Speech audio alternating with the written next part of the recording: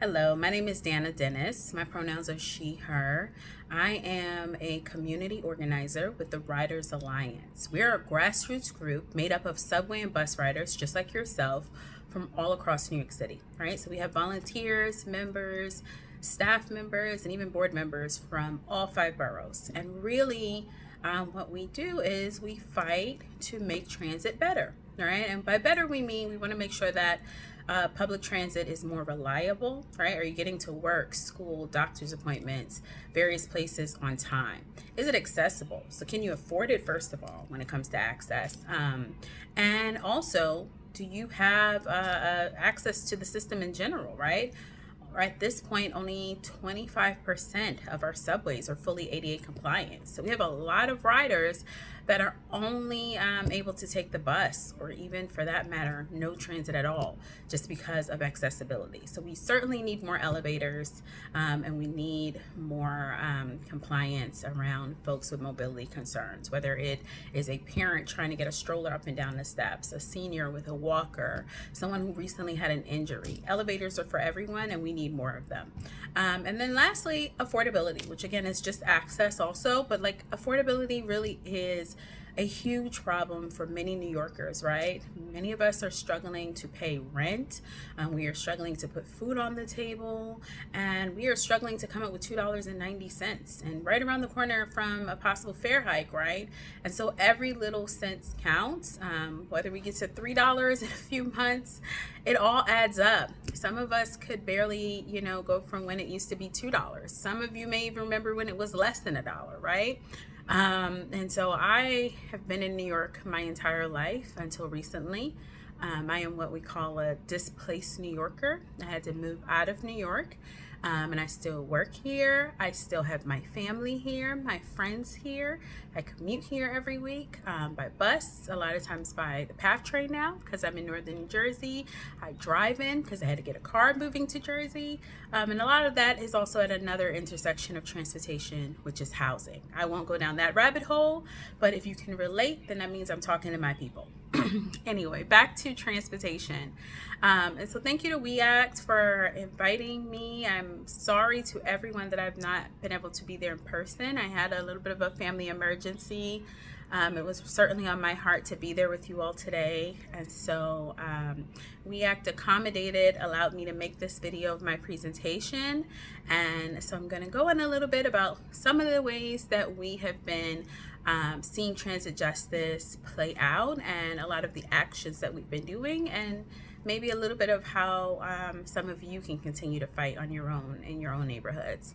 So I know many of you are from Uptown, you're from Northern Manhattan, and also Southern Bronx. And so hopefully a lot of what I'm saying is relatable for your area. But Riders Alliance was founded back in 2012, and I joined the organization back in 2014. When I joined, I was still very much in that affordability crisis, right? Back then in 2014, I was working as a home health aide. I was making $10 an hour. I had to be to work at 8 a.m., 5, sometimes 6 days a week for my clients, many of whom had dementia, who were taking some very serious medication, and there was no such thing as being late. A lot of times another aide was already there with my client, and they were waiting for me to relieve them. So you can only imagine how important it was for me to have reliable transit, right? And I would often take the bus, which would take me a lot of times, sometimes an hour and a half to 2 hours to get to my client, believe it or not, right? So I'm leaving my house at like 6 a.m. I'm getting up at 5 o'clock. I'm doing everything I'm supposed to do. And sometimes I would still be late, and no fault of my own. So what I was dealing with were slow buses. And then on top of that, I'm working full time, and I'm barely, making ends meet. I can barely put food on the table, let alone money on my MetroCard. And so I was really struggling, right, when it came to transit. And I found a flyer at my local stop where I lived at this time in Crown Heights, which was on the C train and Ralph Avenue. And I found out somebody was organizing on transit. And I was like, what? People are like, getting subway and bus riders together? Okay, I need to go to one of these meetings. And so I did. After I signed up at first. I think they called me a few times. And again, because I was working 6 days a week, and you all can probably relate to this, you get busy. You want to get activated, but a lot of times folks who have low incomes or folks who are struggling, we don't have a lot of time, right, to always give to a cause, even if it's something that we believe in. And so I did go to a meeting after a while, and I thought, I really want to keep doing this. And so I volunteered for about 3 years before I started working on staff full time. So hopefully that gives you a little bit of background on me. At that time, I was single. I didn't have any children. And years later, I got married. I now have 2 kids. And when I met my partner, he was pretty adamant that we could not stay in New York anymore. We were having our first child, and he was like, we can't afford to stay here. The rent is too high. Neither of us make enough to even get a 2-bedroom apartment. And I searched everywhere. I moved to Jersey 3 days before I had my first son. That's how much I did not want to move. And I made him bring me back to Brooklyn so I could give birth there, because I was like, my children must be born in New York. So I say that to say, you know, all these different levels of social justice is relatable, right? And it's really a crisis. And we're in a moment where we need urgent vision, like urgent and new ideas around how we're going to tackle transportation as a crisis, housing, immigration, education, all of the things, right? Because it's playing out in our life every day. And so I'll tell you a little bit about how we do it and something huge that we've been working on. First of all, around 2015, we started getting involved in the transit affordability crisis, and we started a campaign called Fair Fares. How many of you have heard of Fair Fares by show of hand? Discounted Metro cards for low-income riders. Okay, great. So I'm going to just assume that someone raised their hand, because at this point it's being advertised in a few places. Back in the day, not so much. It's getting better.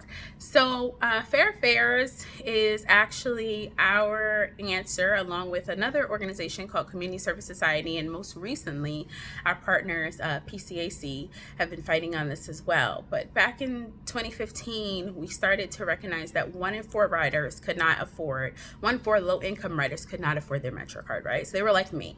I told you guys that I really had to take the bus a lot, took the subway as well. And a lot of times I would get on the bus and ask the bus driver, like, can I get on, right? And it wasn't, again, because I wasn't working. It was because I really couldn't afford to put more than $20 on at a time. And so we found that a lot of folks were hopping the turnstile, risking a $100 fine, you know, asking the bus driver, could they get on, asking someone else to swipe them in. Maybe you've had to ask someone to swipe you. Maybe you've been a person who has swiped someone in. I've been both, right? I have certainly swiped people in, and I have asked people to swipe me in. I'm a big girl, so I cannot hop over the turnstile, and I do not have $100 for a fine, and I do not want to get arrested, nor do I think someone should get arrested for that. A ticket, maybe, but the tickets are high, right? If I don't have $2.90, I can't afford $100. And so what we did at Riders Alliance and CSS and many other advocacy groups that stood with us is we started to call on the New York City mayor at the time, Mayor Bill de Blasio, to look at this crisis and do something about it. And I'll tell you something about transit, right? So when you are looking for more reliability, when you're looking for more infrastructure, elevators, when you're looking to not have a fare increase, all of that is going towards the governor. You want to target the state, and that's because the MTA is a state-ran agency. The governor is the most powerful person in the state when it comes to transportation, right? She is able to decide the MTA's budget. She's going to decide the pension of the MTA workers. She's going to decide if we get shiny new buses. She decides all of that, right? She appoints the most people on the MTA board. So the mayor does have a few spots, but the governor has the majority. So the governor is the person. However, in this case, we didn't look to the governor, which was former Governor Andrew Cuomo at the time. We looked towards Mayor de Blasio because he was running for re-election on the tail of 2 cities. And he had ran his original election in 2014 saying he was going to bridge the gap between the rich and the poor. We were like, okay, that's our guy, right? Like, this guy cares about affordability. We need to bring this to his attention, and all will be solved. But it was not solved. So the city council overwhelmingly loved the idea of Fair Fares, right? They wanted to give this discount. And I know you're going to hear a little bit more in a second from someone who's going to tell you where that eligibility is. But at that time, we were calling for any New York City resident between the ages of 18 and 64. Why? Because students under the age of 18 all get a student Metro card. Seniors, right, who are 65 and above, or folks with qualifying disabilities also get a discounted Metro card. So we were trying to capture everyone in between. And so we really made the case for why, again, New Yorkers were struggling, why they needed this discount. It took us 2 years. So we did a lot of research in 2014. We launched the campaign a lot of research in 2015. We launched the campaign in 2016. And after 2 years in 2018, we actually won. We won $106 million, which would help 400,000 New Yorkers to get discounted Metro cards. And the unfortunate part, which is a really great win, but unfortunately the eligibility for the program has been unanimously low, for such a long time. At that time, I think you had to be making less than $13,500 as a single individual, which we all know is very low, right? I'm sure anyone in this meeting knows at least one person who's making 40, 50,000 and they're still struggling, right? Is that you? Does anyone here have a roommate or two? That was certainly me, right? If I had roommates, I had 2 jobs most of the time. Anyone here living with family, right? Or friends, or multi-generational houses, right? Where we're seeing grandparents, children, and, grandchildren all living together because we can't afford anything else. So that really is the story of a lot of folks that qualify for this discount. And so we have been calling on the city, where we're close to 400,000 riders actually currently being enrolled in the program. So we've kind of maxed out what we've always thought it would reach, the full potential of the program. And certainly since 2018, we've had an increase to the eligibility going from 100% of the federal poverty line to 145%. But our current call for the city and for New York City Mayor Adams, Eric Adams, is that he would raise the eligibility to 200%. So that's fair. That's something that we've been working on and advocating for. And if you're interested, you all can follow up later with the WEAC staff and figure out how to continue to advocate for that campaign. And so I'll also say that we do a lot of work on buses. I won't go down the bus road, but I'll say, we had a lot of calls across the city to continue to work with the DOT. So I did say the subway is when you target the governor, right? When you want to look to the mayor outside of the Fair Fares program, you really want to look to how is my bus route running, right? Is it sufficient? Is it slow? Really, you can walk faster than some of New York City's buses, right? And a lot of you have probably experienced waiting a long time. So if you've had to wait, let's say, 20 minutes in the rain, in the snow, no seat, no bus shelter, then you could certainly understand what I mean when I say our buses are slow and oftentimes, they fail riders.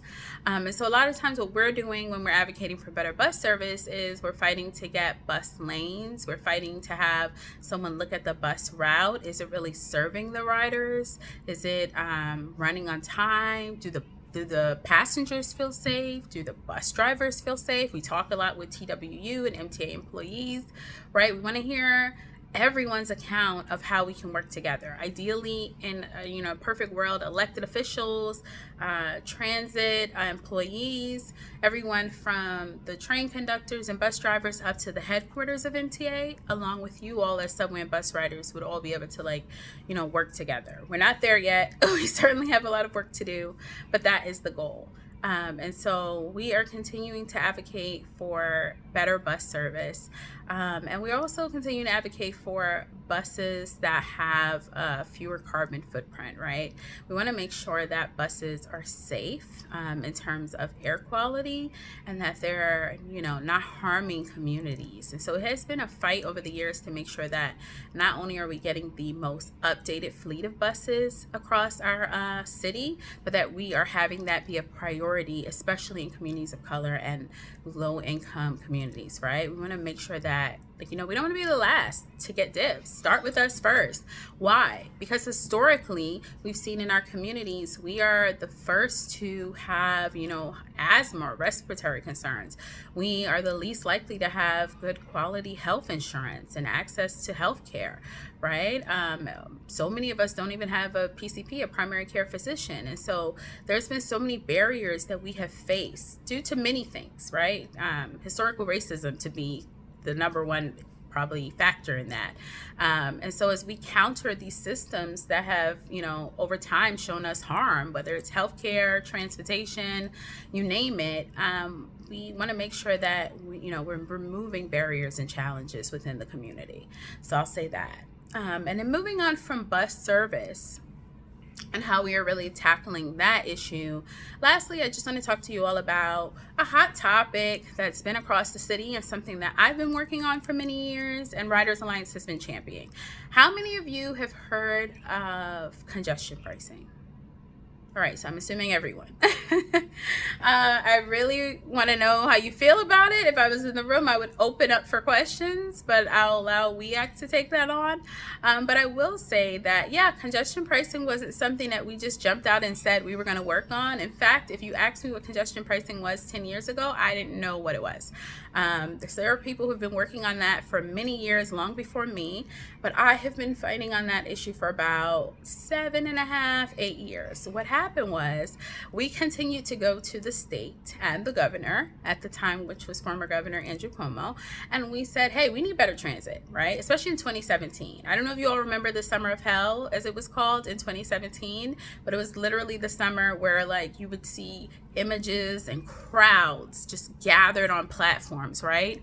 Waiting for 20, 30 minutes. And it was also one of the hotter summers on record. So you had folks on platforms in the subway and the temperature was reaching 104 degrees, similar to the week we just had with this heat wave, right? And so you're out there, you're sweating off all your makeup, you're burning up, you have the nerve to have the train show up late, and then the train shows up and the audacity that it doesn't even have air conditioner. This was the things that we were seeing in 2017. And so as transit advocates, we started to call on Albany, specifically the governor, to really put dedicated funding into transit. And that's one of the bigger issues, right? We would go to them and say, hey, we need more elevators. We need trains to, speed up. What's happening? Why are we having so many delays? And what we found is, well, first of all, we have an outdated subway system. We have a subway system currently, right now, as I speak to you, in June of 2025, that has a track system and actual, signals from the 1930s right now, right? So that's unacceptable, number one. And so of course it's going to break down, right? I'm from the 1980s and sometimes I feel like my body's breaking down. I can only imagine the 1930s. So that is just one of the many things that tells you that no one's really invested in infrastructure. We've had decades of elected officials that were supposed to be responsible for better transit kind of kicking the can down the road, saying, I'm not going to tackle transit, it's too complex. And so we started to use the term Cuomo's MTA. We started pushing out media, doing a lot of actions. We called the governor. We said, Cuomo, ride the bus with us, ride the train with us. He refused. He was like, I'm not coming. So we actually even carved out a cardboard box, a cardboard image of Cuomo and did a little video where we had it riding the subway with us. We were very serious about wanting him to kind of experience what riders experience every day, and that's something that we think all elected officials should experience, right? Quite frankly, we think that people are passing policies. I think that people are passing policies every day on issues that they're not experiencing, and it's really dangerous. We don't want a bunch of people who have never been homeless or in poverty or experienced what it means to be unhoused passing policies around, real estate or even what it means for us to be able to pay our rent or relationships with landlords. The same way that we don't want folks who never ride transportation, have never waited for a bus, can't tell you the cost of a Metro card, passing transit policies, right? That's not okay. They need to hear from us. And in fact, they need to make sure that we are informing their decisions. And so that was kind of what was happening. And so as we continue to go to the MTA and go to the governor, guess what they said? Yes. They told us, we don't have enough money. We don't have any money to fix those things because we are barely holding on with our budget to pay people who work here. We're barely holding on with our budget to, fill pensions and buy uniforms. And we're like, what do you mean you have no money, right? Like the fare was going up every 2 years. We were like, where's our money going? Where was our $275 going back then before we even got to $290? And so what we found was they actually didn't have any money, right? And that's a whole nother story. Some folks say, hey, somebody needs to look at the MTA books. I am not going to argue that no one needs to do that. Maybe they do. But I will tell you that we started in our fight for congestion pricing to get dedicated revenue, right? So the governor actually proposed congestion pricing at the time. And I was like, I'm not for it. I'm not against it. Let's see where it goes. But actually, it passed in 2019. So the legislators in Albany passed the bill for congestion pricing. And along with that, when we were going to them, they said, you know what? We are not going to, we're not going to actually pass this bill unless we make sure that the governor cannot touch this money, right? Because at the time, former Governor Cuomo had already pulled some other money from the MTA. It was kind of sketchy. It was like, what is he doing with this money? Where did it go? That was supposed to be dedicated revenue, and we never saw it. And so what we did was we fought for something called the lockbox bill. So the lockbox bill means that the money from congestion pricing cannot be rated. Not a dime, not a penny. It can't go to anyone's overtime, uniform, pension, anything that you can think of. It has to be for infrastructure, right? So that was really important, and that's something I want you all to know. Because a lot of times when I talk about congestion pricing, everybody goes, oh, it's a money grab. Oh, the MTA is gonna, take the money, right? And like, what is congestion pricing? Let's get into like, what is it really? It is a toll that is charged on any vehicle that is entering 60th Street or below. Right? So not all of Manhattan, not Brooklyn, not Queens, 60th Street or below. So Midtown or below. If you actually come across a bridge and you go into the FDR or the West Side Highway, you do not pay that toll. But if you get off of the highway or get off of the bridge or tunnel and you enter into the main streets, you will be charged a fee. What happens with that money? Well, 80% of that money goes towards subways and buses and infrastructure fixes on those systems. 10% goes to the Metro North, 10% goes towards Long Island Railroad. And so that is really what that money is for. And what it is this dedicated revenue that will go towards creating, hopefully, a full, robust system. It will be that we don't have to go back and forth begging, asking for them to look at all of these things. It's going to take time. But right now we're on track to raise $15 billion over a 10-year span.